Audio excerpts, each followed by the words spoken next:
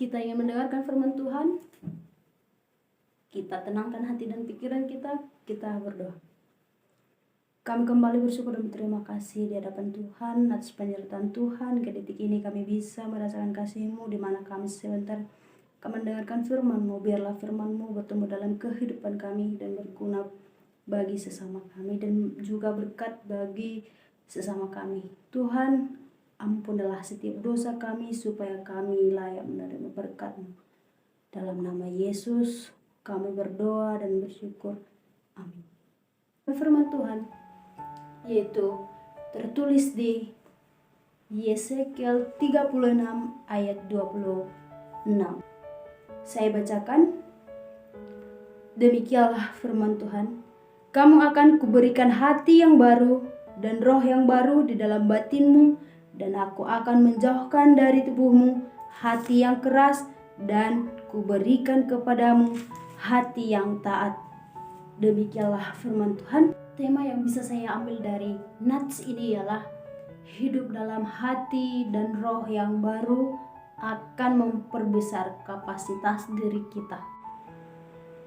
Di mana bangsa Israel mengalami pembaharuan hati, yang dimana mereka memiliki hati yang congkak dan keras, tetapi Tuhan memberikan mereka pengajaran, bahkan lewat Yesekiel Tuhan memberikan firman-Nya, yaitu kamu akan kuberikan hati yang baru. Ada pertanyaan yang timbul ketika kita mendapat tema tersebut. Ada apa sih dengan hati dan roh? Kenapa sih dengan hati? Bagaimanakah yang dikatakan Tuhan tentang hati ini dalam kitab Yesekiel ini? Karena pada bangsa Israel, mereka tidak menerima perintah Tuhan dan ketetapan-ketetapan yang diberikan Tuhan. Mereka melawan serta menyimpang dengan perilaku mereka, sehingga mereka membangun menara Babel yang dimana mereka mengandalkan hati yang congkak, yang mengandalkan pikirannya sendiri. Ketika mereka membangun menara itu, maka mereka terjatuh dalam dosa. Oleh karena itu, di situ mereka tidak taat akan Tuhan, karena dalam hatinya sudah berasal hati yang congkak dan pelawan. Maka Tuhan memberikan kepada bangsa Israel pembaharuan hati. Dari pembaharuan itulah bangsa Israel akan dibangkitkan kembali menjadi bangsa yang menjadi merdeka dan menjadi bangsa yang takut akan Tuhan. Saudara-saudara yang dikasihi oleh Tuhan Yesus Kristus, kenapa Tuhan memberikan hati yang baru? Apakah maksud dari kata hati ini? Kenapa Tuhan memberikan hati? Oke, saya akan menjelaskan. Karena di dalam Amsal 4 ayat 33 dikatakan di situ, jagalah hatimu dengan segenap akal budimu dan segenap jiwamu, karena dari situlah terpancar kehidupan. Saudara-saudara yang dikasihi oleh Tuhan Yesus Kristus, hati-hatilah dengan hatimu, sebab apa yang ada, apa yang kita lakukan, dan apa yang kita lihat dan kita rencanakan berasal dari hati. Jadi ketika hati kita jaga untuk Tuhan, maka hati kita dan kehidupan kita akan mulus dan akan diberkati Tuhan, sehingga kita tidak mampu untuk memberontak, dan bahkan memiliki hati congkak pun kita tidak tega. Saudara-saudari yang dikasihi oleh Tuhan Yesus Kristus,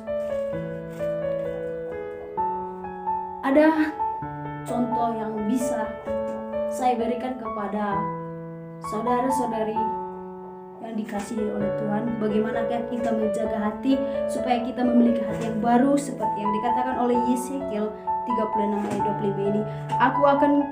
Kamu akan kuberikan hati yang baru dan roh yang baru, di mana batinmu akan menjauhkan dari tubuhmu, dan aku akan menjauhkan dari tubuhmu hati yang keras, dan kuberikan kepadamu hati yang taat. Bagaimanakah kita untuk memiliki hati yang taat? Yang pertama, kita jaga hati kita. Contohnya yaitu botol. Ketika kita menjaga botol ini supaya tidak pecah, botol ini dapat berguna bagi sama untuk mengisi air minuman. Sama seperti hati kita, kita jaga hati kita ini supaya kita tidak membenci orang lain, congkak, dan lain sebagainya kejahatan yang timbul dari hati kita. Namun ketika botol ini hancur, maka demikianlah dia akan sering melukai orang lain. Nah, di saat dia hancur, maka dia akan mengalami hancur, kerusakan hati, identik dia akan melukai orang lain. Maka oleh karena itu, supaya kita tidak melukai orang lain, kita jaga hati kita supaya tidak pecah dan tidak tersakiti oleh orang lain. Maka kita jaga dengan nama Tuhan, supaya hati kita bisa berguna dan berdampak yang positif.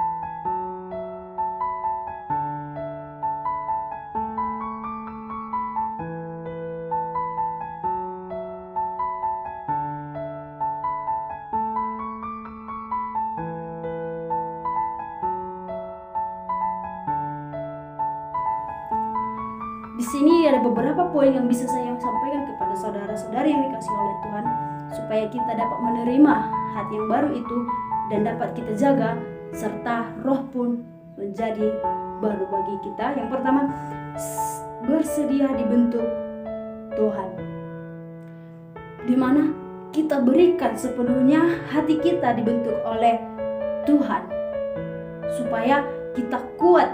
Kita serahkan semuanya kepada Tuhan supaya kita mampu melawan semua segala kepahitan yang datang. Ketika datang, kita dapat melawannya dan kuat untuk menjalaninya. Sehingga di saat pecah atau saat terjadi penyimpangan, maka hati kita disinggahi dengan kasih supaya mudah dibentuk. Itulah yang pertama, yaitu bersedia dibentuk oleh Tuhan, yaitu apapun keadaannya, apapun yang kita rasakan, itu adalah sebuah proses di mana hati kita sedang dibentuk supaya memiliki hati yang baru dan roh yang baru. Dan yang kedua yang bisa saya sampaikan, yaitu lupakan masa lalu dan fokus pada tujuan. Di sini maksudnya melupakan masa depan itu bukan berarti kita tidak mengingat, bahkan tidak melihat ke belakang, tetapi masa lalu itu kita jadikan patokan untuk ke depan, menjadi koreksi untuk memperbaikinya. Dan di mana di sini juga dikatakan fokus sama tujuan, di mana fokus kita ialah supaya memiliki hati dan roh yang baru dan hati yang taat, sehingga kita berdampak yang positif bagi sesama kita. Dan yang terakhir ialah bersedia melangkah setahap demi setahap, yang dimana ketika kita mulai berproses dalam memiliki hati yang baru dan roh yang taat ini, tidak semua langsung berjalan dengan lancar, tetapi demi setahap-setahap maka kita membutuhkan, yaitu sabar. Dalam hati yang taat akan ada rasa sabar yang timbul. Di dalam rasa sabar itulah kita akan membuahkan hasil yang baik dalam hidup kita.